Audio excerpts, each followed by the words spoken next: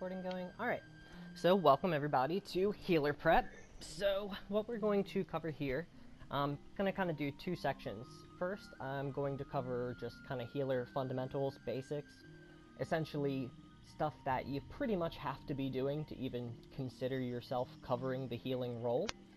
But then for the second portion, I'm going to be going into more of the nuances and just tips, tricks, that sort of stuff to help you to be the best healer you can possibly be. So, starting out, basically just want to outline what is a healer. So, what are your responsibilities? What do you actually do for your group? To start off with, pretty straightforward. Your job is to counter incoming damage. Now, there's a lot of ways you can counter incoming damage in ESO, which is pretty neat, but I mean, first and foremost, your options are healing. So one thing that's really important when it comes to trying to counter incoming damage is knowing mechanics. This is one thing that a lot of people, a lot of healers I've seen struggle with, especially newer healers. It's very important, especially in the harder content, to know what mechanics are, like what mechanics to expect on a boss fight, and generally speaking, how much damage and when to expect.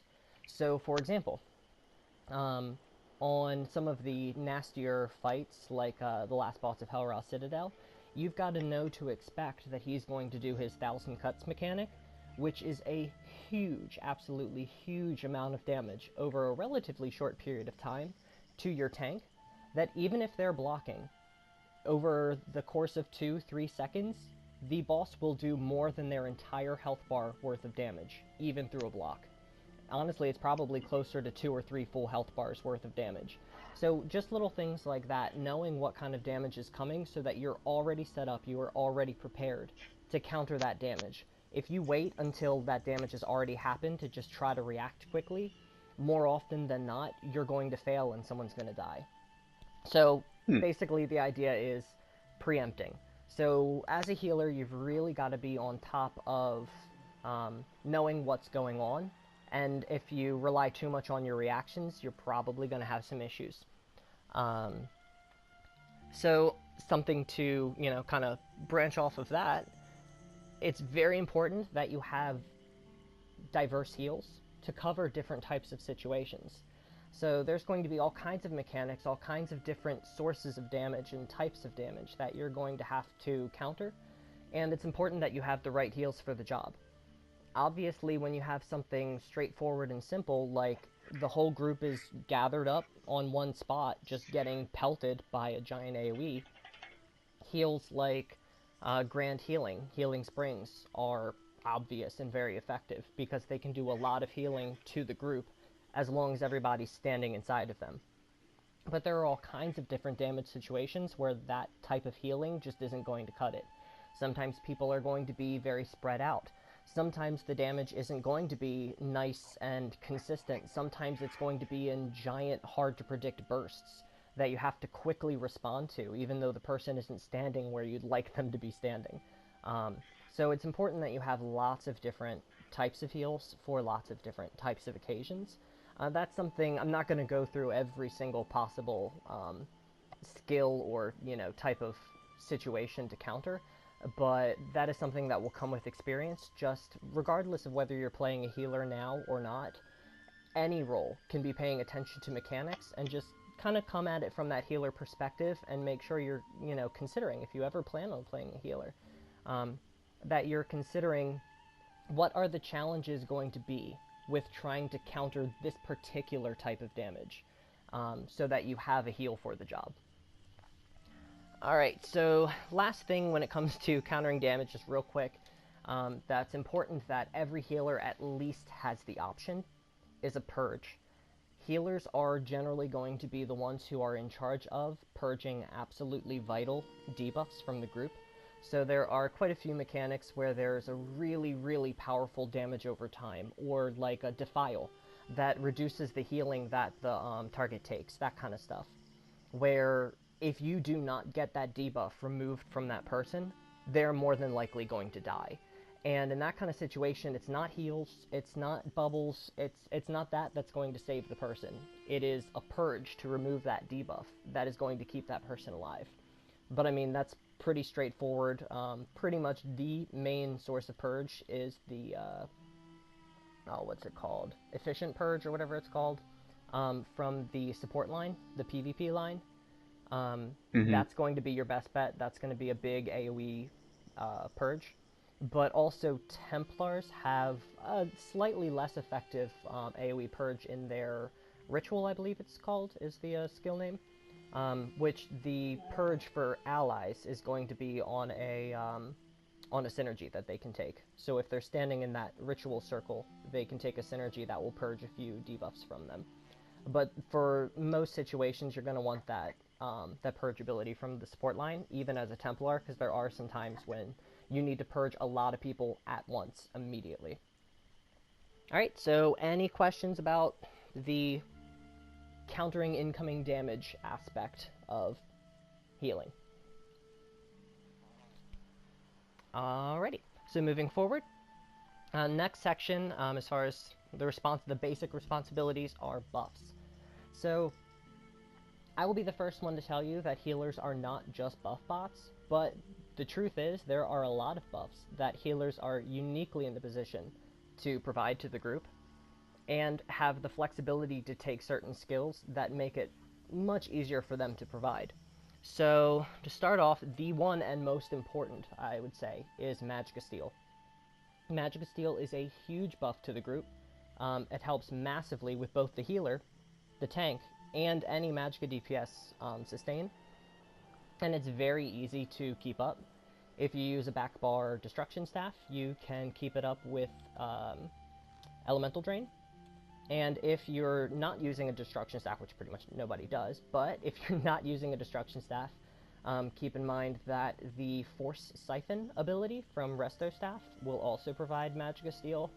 And I believe that for certain situations, the Templar class also has an AoE melee range, like around themselves, Magic of Steel that they can use as well. But generally speaking, Elemental Drain will be the main source of Magic of Steel. That one, you really do not want to let that drop pretty much ever. I mean, if there's a second or two lapse, it's not too big of a deal, but that is not one that you want to just forget about. Definitely make sure you keep that up. Alright, so next buff is Major Courage. So Major Courage is a big 258 weapon and spell damage buff that you can provide to yourself and to the entire group. Obviously, that's a lot of weapon and spell damage. That's a lot of weapon and spell damage, which means a lot of potency, a lot of scaling. The two sources of that are Olorima, which is a set from Cloudrest, as well as Spell Power Cure, which is a set from Weichel Tower. They both do have their pros and cons. I'm not going to get into that too much, because that's more build advice kind of stuff, but just keep in mind that in pretty much any circumstance, dungeon or trial, it's a very, very good idea, pretty much mandatory, that a healer is providing Major Courage to the group. But of course, in trials, it is possible for a single healer using Olorima to keep Major Courage up, so that would mean that one healer wouldn't have to. So you can communicate with that. If you ever do any trials, you can communicate with the other healer to manage that. But you definitely want to make sure that you've considered and accounted for that buff is provided for the group. Alright, so next buff is Minor Berserk. Basically, the only source of Minor Berserk that we have is in the form of Combat Prayer, which is a nice little frontal bar heal. Minor Berserk is an 8% damage increase, straight up. And that heal can hit 6 people.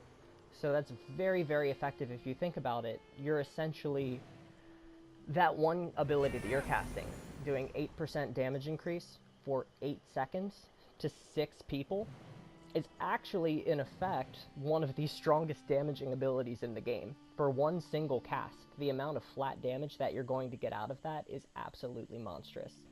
I mean, think about it this way. You get 8% of 6 people's DPS per second for 8 seconds. That's absolutely massive. So, it is one of those ones where it depends on the circumstances, how easy it's going to be to apply, but definitely consider how potent it is as a damaging ability, essentially. But at the same time, it's versatile in that it can also heal. So try to keep that up as much as you can, and it's especially easy if you're in one of those fights where everybody's all just stacked up. But yeah, so that's Minor Berserk.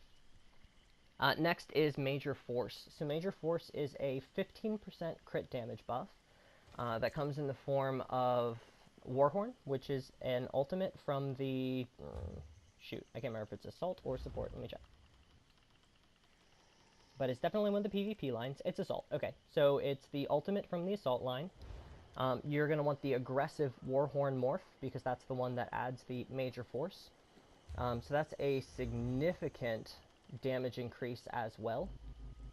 It will increase the whole party's magicka and stamina by 10%, which is already a good potency buff.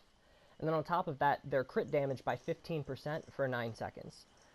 That is in most cases where the healing isn't so intense that you need a defensive ultimate. That is going to be the ultimate of choice for healers. Anything you can do to increase the party's damage reduces the amount of time you spend on the encounter. Less time you spend on the encounter, the less pressure, the less stress that's on the entire party, which at the end of the day is really what the healer's in the unique position to provide, is to reduce the strain on the group. So, that's Major Force, again from Aggressive Warhorn. Next buff is Minor Vulnerability. Minor Vulnerability is a debuff you place on the enemy that will increase their damage taken by 8%. So again, it's very similar to Minor Berserk, but unique in that you debuff the target as opposed to buff your allies. But it will result in similar spikes in damage. Minor Vulnerability can come from a couple sources. Mainly, it is the automatic buff from lightning damage, which I'm not going to cover too much about it right now, but generally speaking, different types of attacks have different percentage chance of applying an automatic buff, like different elements. The lightning debuff is Minor Vulnerability, mainly. So the highest chance of providing the debuff, 20% chance, is from a lightning enchant. Enchants always have the highest chance, which is 20%. And then, like, to the converse, an AoE damage over time ability would have a very low chance, like 1%. So, if you put a lightning enchant on your, generally speaking, you'd put it on your destruction staff so that it procs on your wall of elements. You have a 20% chance every single time that enchant procs to apply the Minor Vulnerability, which is, again, a very large damage increase to the entire group. So that can be a very good choice. But even more consistently, you can run the entire set, Infallible Aether, where the 5-piece is whenever you deliver a heavy attack, a fully charged heavy attack, you apply Minor Vulnerability for, I believe it's 10 seconds. So that one's also very nice because it lasts for 10 seconds.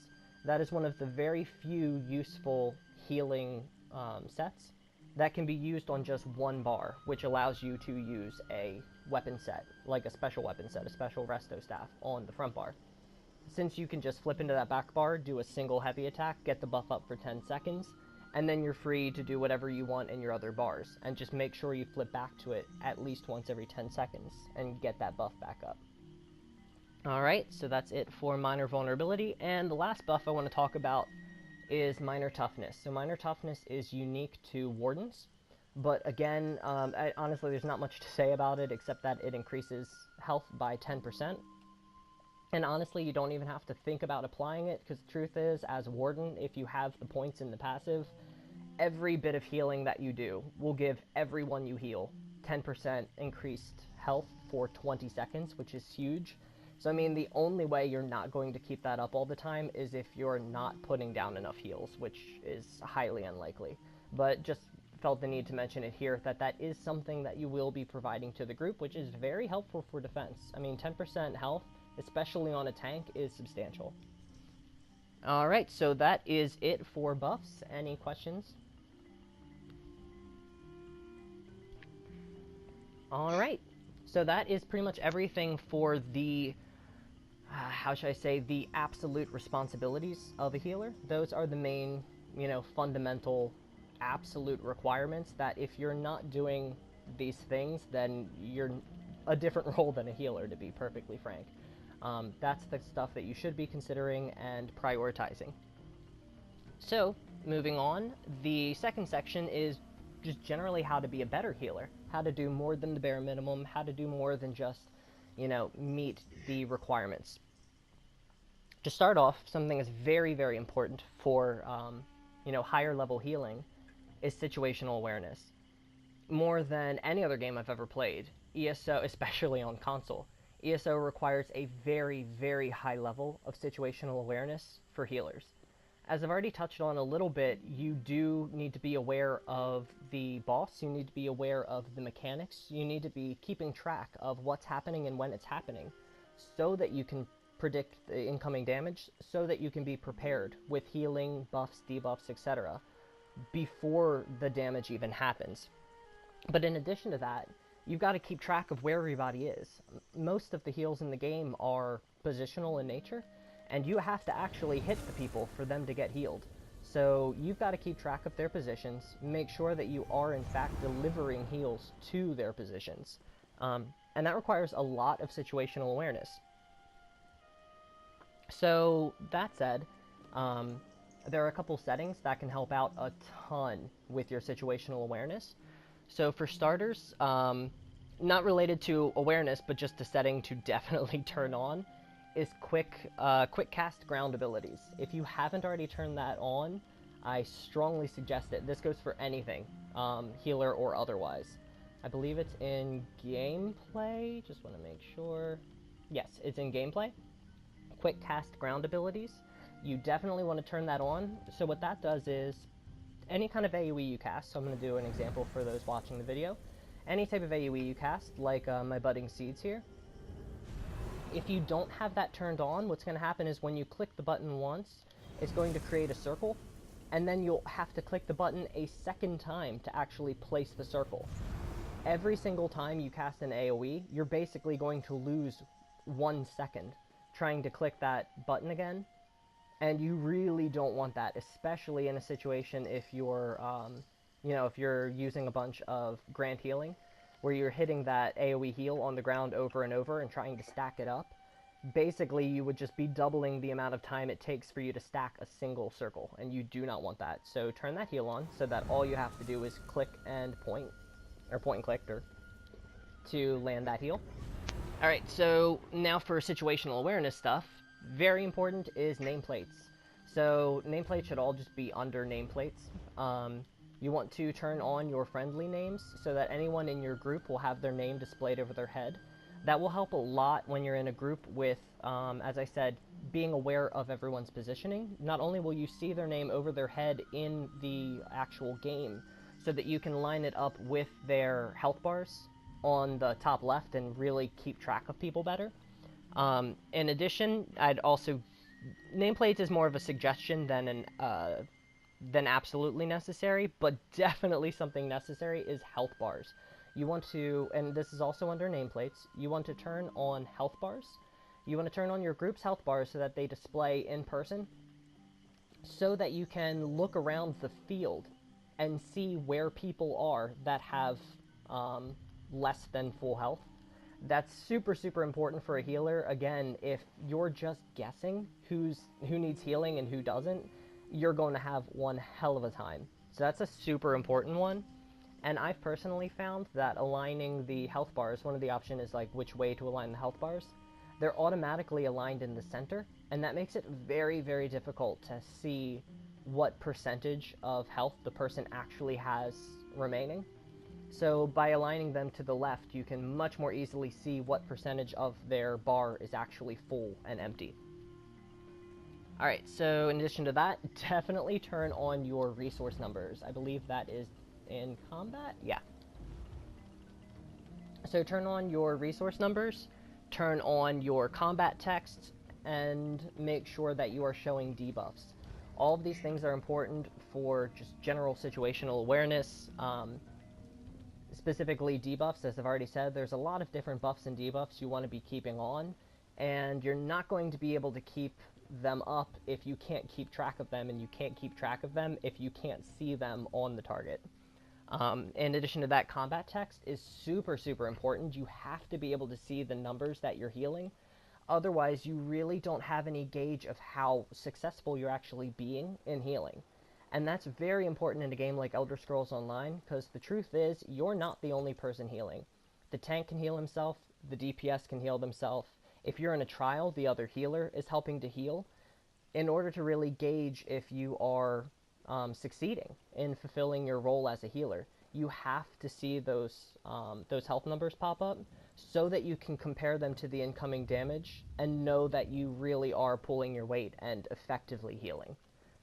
And just generally speaking, it's just good to know, same as DPS, what your numbers are so that you can actually use math to back up and evaluate your specs, refine your builds, and such. You need those numbers, otherwise you're just kind of going off of assumptions.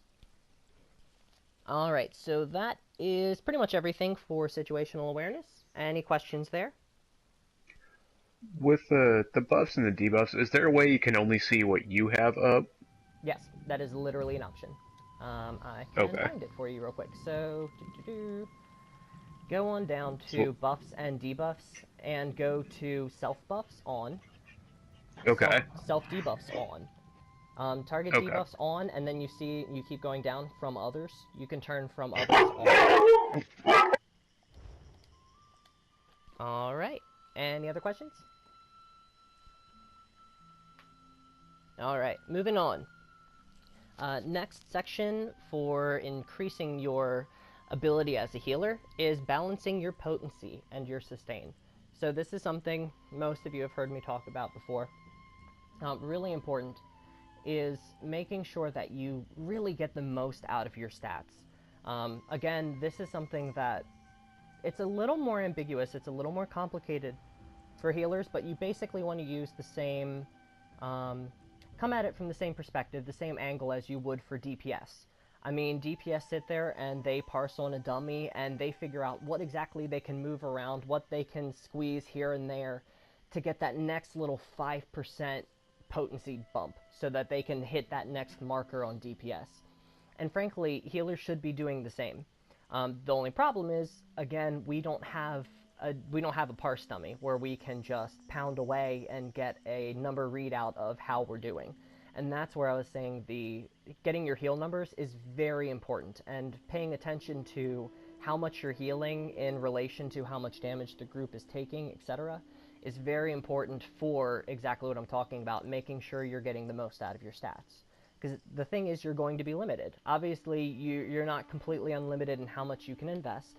So if you go more into spell damage, you'll have less stats to put into mag regen. If you put more into mag regen, you have less to put into max magicka, etc., etc., etc. So this is all about really finding the perfect balance, that you have as much potency as you need, but with exactly enough mag regen. If you have significantly too much mag regen, you're going to be wasting a whole lot of stat that could be in potency, which actually takes a lot of pressure off of you as a healer. That means that every time you cast a heal, it's going to do more, which means you have to cast less heals. And the thing is, casting less heals even helps you with your recovery, because every time you cast a heal, you're spending resource. So it's really important to get that balance down.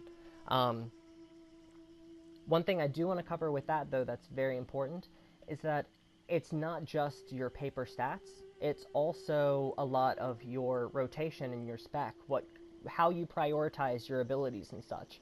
There are a lot of buffs you can keep down, there's a lot of debuffs you can keep down, as I said, like Magicka Steel, for example. Not to mention how frequently you heavy attack, for example, will help a lot with your recovery. So there is a little bit of play as well, where your actual rotation and the way you play your healer can also help with your potency and help with your regen. That can then help out even more with you deciding how you want to allocate your stats. So, one thing that's super important when it comes to stats, any ability that costs magicka scales with magicka, spell damage, and spell crit. Any ability that costs stamina will scale with weapon damage, weapon crit, stamina. But thing is, as normal healers, which most of you will be normal healers, you're not going to be using stamina pretty much at all. Pretty much everything you do is going to be magicka, spell damage, spell crit, so that's what I'm going to talk about here. If you want specific advice on doing weird hybrid healer stuff, we'll talk about that later, not in this video. Alright, so your main stats, as I said, spell damage, spell crit, and magicka. But in addition, the often forgotten healer stat, percent healing.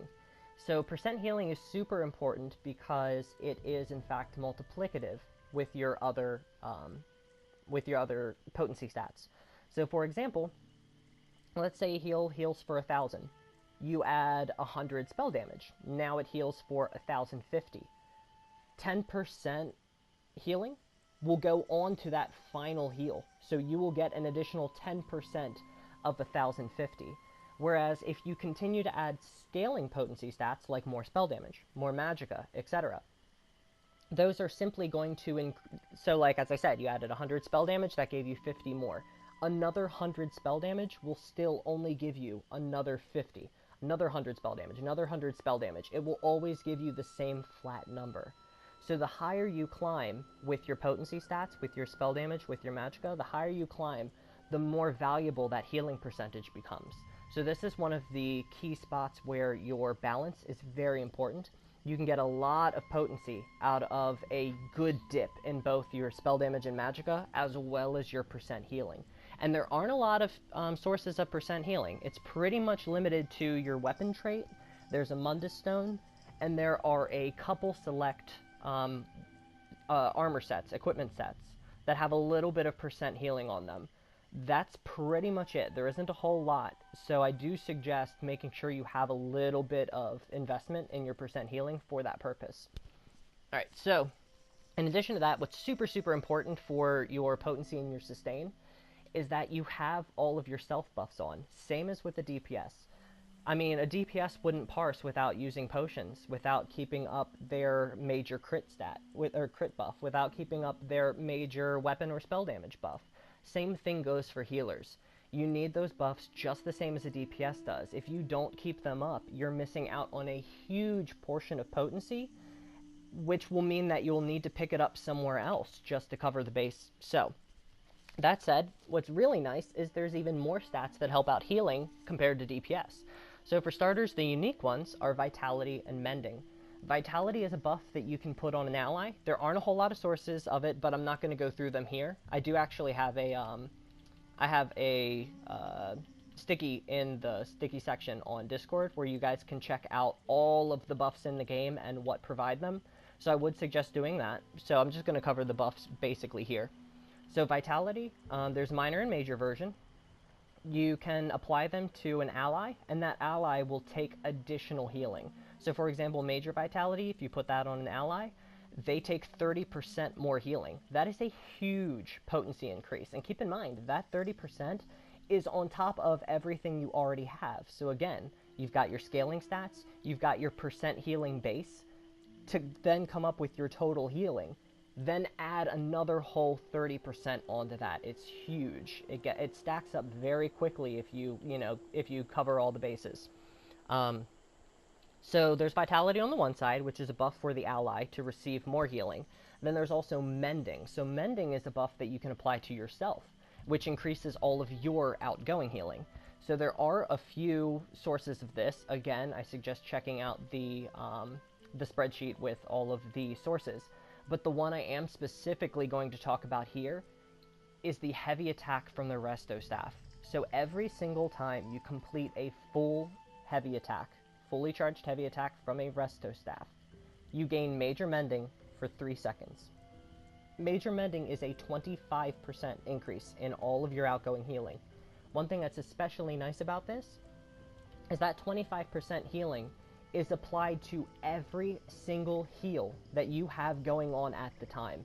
So if you have HOTS out, if you have any kind of effects out that are doing any healing at the time, the second you gain Major Mending, they all bump up by 25% potency immediately and for the next 3 seconds.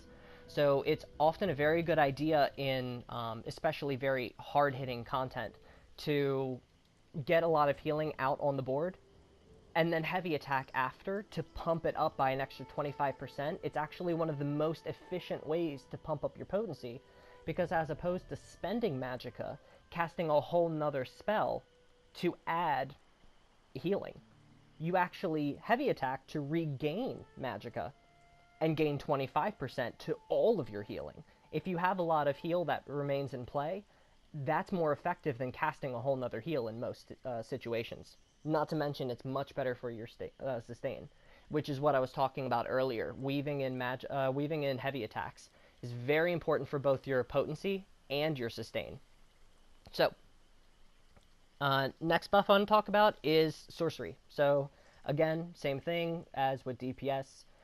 Check out what kind of sources you have. There are some unique class sources, but if you don't have any good class sources for sorcery, you can use potions. That will increase your spell damage by 20%, which is a big chunk. That will help out with your potency a lot.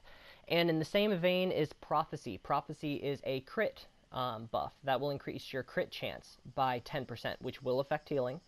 That again can come from, you can use the same potions that like a magicka DPS would, where you gain the magicka, you gain the intellect and the savagery, or I'm sorry, the prophecy and the sorcery as well. Those are all very good buffs to just jack your potency up. And as I already kind of covered with that is intellect. So intellect is a 20% increase in your mag regen. So you want to have that buff especially. I mean, potency is one thing, but you want to have that regen up all the time. Regen is especially important for healers. And honestly, you want to make sure that you have that buff up on the hardest content before you gauge how much regen you actually need. It's important that you have all those effects in place, that you have the absolute maximum amount of regen. You're using your potions, you're using your heavy attacks, and you're seeing how much magicka how much magicka sustain you actually have before you decide how much mag regen you should invest in your stats. Because it's very likely that if you're well over 2k, and you're using your potions, and you're keeping up your intellect, and you're heavy attacking routinely, you're going to have entirely too much sustain, and you would be much better off putting some of those stats into potency instead. Alright, so the last one is in a completely different vein than the others. Maim and Protect. So this has nothing to do with your potency directly, this has nothing to do with your healing, with your sustain, but these buffs and debuffs specifically affect your team's survival chances. So Maim will reduce the enemy's damage. Generally speaking, this is provided, the minor Maim at least, is provided by tanks in most situations. But this is still a buff that you can help to provide to reduce damage, because I mean, any damage you reduce is going to be healing that you don't have to do. So, Major especially, I'll just mention this one. You can look at what kind of ways you can provide these buffs for yourself. But one that is very, very useful that most of you will have available is the Templar Ultimate Nova. The Templar Ultimate Nova has a Major Maim to everyone in the circle, and Major Maim is a 30% reduction in damage. It's absolutely huge. That's actually very common in some of the harder vet trials, that the healer will drop that instead of any kind of healing or damage boosting ultimate, just to reduce the party's damage taken for, I believe it's 10 seconds or so. It's a very long time to have a very large reduction in damage taken, which helps the healers out immensely with having to heal less. In the same exact kind of vein, but on the flip side, is Protection. So Protection does pretty much the same thing, similar numbers, except that it buffs your allies so that they take less damage. So Minor and Major is 8 and 30%, I believe. And they will just straight up take that much less damage from anything directed at them. And in the same way, less damage taken means less healing needed. Alright, any questions about buffs? Okay. So, as I already mentioned, potions. Potions are super duper important for your potency and sustain. Make sure that you are using them every cooldown, just like with DPS or tanking. If you're not using potions, and you don't need to use potions on, like, very difficult, high healing intensity content, you probably have too much mag regen. So moving on, heavy attacking, make sure that you are getting those heavy attacks in, you're getting that, not only that major mending, but you're getting those huge resource returns, specifically Resto, getting a 30% increased amount of magicka back from a heavy attack. So compared to, say, like a Destro staff, Resto actually gets more magicka back on a heavy attack, and it makes the healer's average sustain incredibly high when they are weaving in those heavy attacks routinely. Alright, so one thing that's super, super important specifically for your sustain, but requires good potency, is not wasting magicka. You really want to, as a healer, minimize the amount of wasting that you do. It's very different from DPS because the thing is, if the target's still alive, there is always more damage to be dealt. So you can do an extra 5, you can do an extra 10, you can do an extra 15% damage, and that will just straight up kill the thing faster. But the truth is, with healing, you can heal too much. When a person is full health, there's no more healing that will do anything for them. So again, this is where that situational awareness I was talking about earlier comes in. Knowing how much damage the incoming threats will do will help you to gauge what heals to use and how much of them to use to more accurately combat the incoming damage. Because if you go entirely overboard and you overheal, you can be using significantly more magicka than necessary, and that will hurt your sustain. Alright, so let's see. Last thing I want to talk about is HOTS and buff management. So, I pretty much already covered all the buffs and debuffs, but, I mean, just to put it simply, it's very important that you actually keep those things up. So, I mean, I can tell you all day all of the useful buffs and all the useful debuffs and what they do and how to prioritize them and how important they are, etc. But the truth is, in combat, while paying attention to all of these different mechanics and things, watching everybody's health bars like a hawk, you still need to be keeping track of your buffs, of your debuffs, and actually refresh them before they time out. I know that sounds kind of common sense, but it is absolutely something to really focus on and get in the habit early of maintaining. In addition to that, not just buffs and debuffs, but your HOTS. So there are all kinds of heal over time abilities, and one thing that's super important is that in most cases, heal over time abilities will heal for more actual health per resource spent than direct heals. Because direct heals are instant, they generally cost more to do the same amount of healing that a HOT would. And in a lot of cases, there are HOTs that have significant multiple targets. So you get a lot more group healing, even though you have to wait for it. You know, it's over time. You get a lot more group healing for a lot less cost. So one way to really improve your potency as a healer, but also, improve your sustain, is by keeping all of those heal over time effects up and active, so that whenever somebody's taking damage, it's immediately countered by an array of HOTS that requires you to burn less resource, doing big, expensive burst heals. So there's all kinds of examples of that, and again, we can talk about that at the end of the lesson if anyone has any personal build help type questions with that. But two things I do just want to cover when it comes to HOTS that pretty much everybody has access to that will help out a ton is Lifesteal. So Lifesteal is a debuff. It's basically the same thing as Magic Steal except for life. But one thing to keep in mind with it, since it is a minor debuff, a named debuff as opposed to an actual healing skill, a healing ability, it will not stack. You can only have one source of minor lifesteal. So if two healers are running it, only one healer's minor lifesteal will actually affect the target. So that said, you do want to coordinate with, if you're in a trial and you have multiple healers, you do want to coordinate with the other healer who's providing lifesteal. And one thing to keep in mind about lifesteal is that it will not scale with your base stats. It will not scale with magicka, spell damage, at all. It can crit, however, and it scales with percent healing. So generally speaking, the healer that you'd want to use it would be the healer that has more percent healing and more crit chance. So the way lifesteal works, which is really cool, is it will affect any target that you put it on. It'll debuff them. There's various sources, which I'll cover in a moment. Anytime any ally does any damage to that target, they get a heal. And that heal can be anywhere from around 600 to a little over 800, depending on the person's scaling, and then that's without critting. So it can do a significant amount of healing, and that's once per second that it can proc.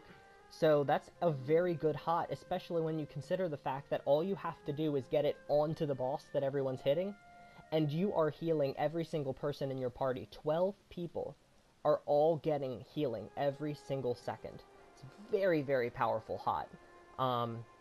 So there are two main sources of it. One is from the Blood Altar, which is an Undaunted ability, which is also good for, it has a really good synergy on it. I'll get into that later. But that one's really cool. It does have an annoying cast time, but it lasts for like ever. It lasts for like 40 something seconds. And it does a huge 28 meter, I believe, radius all around this altar that any enemy standing in that circle will have lifesteal on them. So that means any enemy in that circle that an ally hits will cause that ally to heal themselves. It's very powerful. The only other one that will commonly be used, well, not even commonly, that you can use is the Force Siphon, as I mentioned earlier. Force Siphon is a Resto Staff ability that also provides Magic Steal. So it's very useful in that way that it provides both, but compared to Elemental Drain, it does have a magic cost, and it has a cast time. So it's not necessarily ideal in terms of, the actual details of the skill. But one thing that's nice about it is covering two different buffs that you want to provide as a healer. So if you're having issues with space on your skill bar, it's very useful since you can condense them both into one skill. Alright, the other hot that I want to talk about is Twilight Remedy. So that one comes from a equipment set that comes from the Mall of Lorcage. So it's really, really cool, and it's a very powerful hot. I believe the base heals for about 20,000 over 10 seconds, but again, like Lifesteal, it's not a skill, it's not an ability, and so it does not scale with your magicka, spell damage, etc. It will only scale with your percent healing. And this one, since it is an equipment effect, cannot crit either. So that's pretty much the amount of healing you see is what you get. But it has a very neat way of proccing. So it'll proc whenever someone uses a synergy of yours. So that's a whole nother thing as far as builds go. If you do decide to use Twilight Remedy, which it is very good set, if you do decide to use it, you do want to build around that, and that's where I mentioned the Altar just a moment ago. So Altar will help out with that, will give people a synergy to use that will proc that heal over time. But it's also very important that you communicate with your group that you're using Twilight Remedy, because the thing is, if people aren't using your synergies aggressively, they aren't going to be getting that healing, and it essentially makes that set a waste. So you definitely want to communicate with them and make sure that they're making use of that. And if they are making use of it, it's a very potent hot, especially for classes that don't quite have as many heal over time abilities. Alright, any questions about balancing potency and sustain? Alright, so we are just about done here. Last topic I want to talk about is synergies, which nice little segue from Twilight Remedy. So, as I just mentioned, one synergy that is commonly used is the Blood Altar for healers. So Blood Altar will have this really neat synergy where, as I said, anyone within 28 meters of that, any enemies within 28 meters will have that lifesteal, but any allies within 28 meters, if they reach low health, can activate a synergy that will give them a percent health heal. This is especially useful for allies who have high health, like tanks. But it's still very useful for DPS as well. The most important thing about it is that it gives your group the ability to emergency heal themselves, even when you're otherwise preoccupied, which is very important.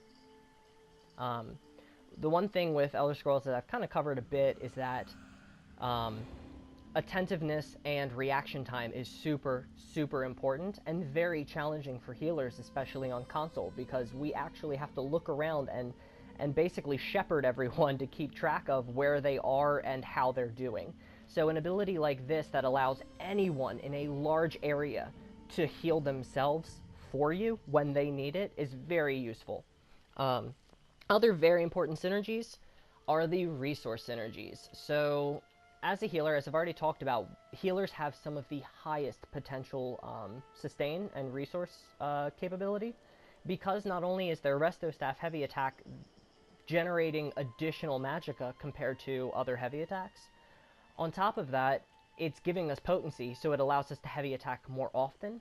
And as I've already covered, we don't have to heal people when they're already at full health, whereas DPS, for example, have to keep up their damage. So we have all kinds of opportunities to heavy attack. When everyone's covered, when everyone has all their buffs, when everyone's at full health, when everyone's safe, we can heavy attack. So we have a massive return on resources when we're being very aggressive with our heavy attacks and taking every opportunity we can. And what we can do is immediately turn all of that extra resource into resources for our allies, which is super important for the whole group survivability. People without resources die very quickly, especially tanks.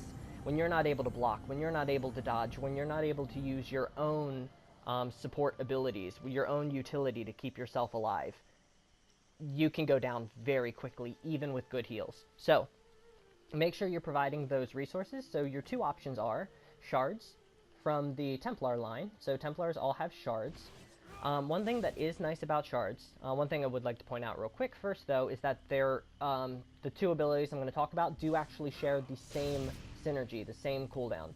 So the shards that I'm dancing in, thank you, these holy shards, will return, I believe it's about 4k resources. And the same thing goes for orbs. So you see I'm shooting these orbs here. So orbs are an undaunted ability. I'm going to show you, all of you guys watching the video. Undaunted. Okay, so Undaunted all the way at the bottom here, Energy Orb. So this actually starts as a damaging ability and morphs into a healing ability. So I strongly suggest, well, not even strongly suggest, you absolutely should use the healing morph. It's a very, very potent heal, and there's no reason to use the damage morph. But the synergy at the bottom, the synergy is exactly the same. That resource sustain, they literally use the exact same cooldown. So, when somebody uses shards, they will not be able to use shards or orbs for 20 seconds, and vice versa. So, one thing that's nice about shards is that one of the morphs provides 50% of that main resource to the secondary resource as well. So that's pretty nice. So let's say on a tank that uses both resources, magicka and stamina, they get 4k stamina back because that's their main. They'll also get about 2k magicka back, which is very useful for them. So that's important and is generally preferred by tanks, as it will help them out a bit more. But orbs is the go-to for sustain for the DPS. One, because they rarely use both resources much at all. Not to mention, it's a bit easier to use on them because it can travel large distances and move past them. And you can cast a lot of them back to back, which is the most important. You see on my screen I have multiple orbs going at once. Whereas shards, if you try to cast a second shard while there is one out, the old shard will simply be replaced. So that's not one that you can cast multiple times back to back and actually get all of the DPS to use, because you would have to wait for them to grab the synergy, recast it. Wait for them to grab the synergy, recast it. It would be a huge burden. Whereas orbs, you can just send a giant train of them through the DPS. They can grab them at will. Very useful. Not to mention the orbs have a very powerful heal that will heal once every half second. You'll see that little orb travels past people. Once it gets close enough, range of 8 meters, it will shoot a little light beam on top of them that will heal them every half second. So it's very positional, but as you see, it travels relatively slowly, so there's a good few seconds where it will be healing an immobile target. So it's a very, very useful heal, on par with about healing springs, and it also provides that burst heal if they pop the synergy. and of course the resource return. So those are the two resource synergies. And just to reiterate, just to make sure I made it clear, all synergies have a 20-second cooldown. And each one has its own cooldown. So, I mean, each unique synergy has its own cooldown. The only exception to that is orbs and shards, since their synergy is essentially the same. But all unique synergies have a 20-second cooldown before that target can use the same synergy again. Alright, any questions on synergies? Alright, well that is everything that I wanted to cover for my lesson. So, thank you all for attending. I'm going to wrap up the video, just give me a moment, and then after that, we'll do Q&A, and I'll help anybody out with specific questions, you know, build help, advice, that sort of thing in just a moment.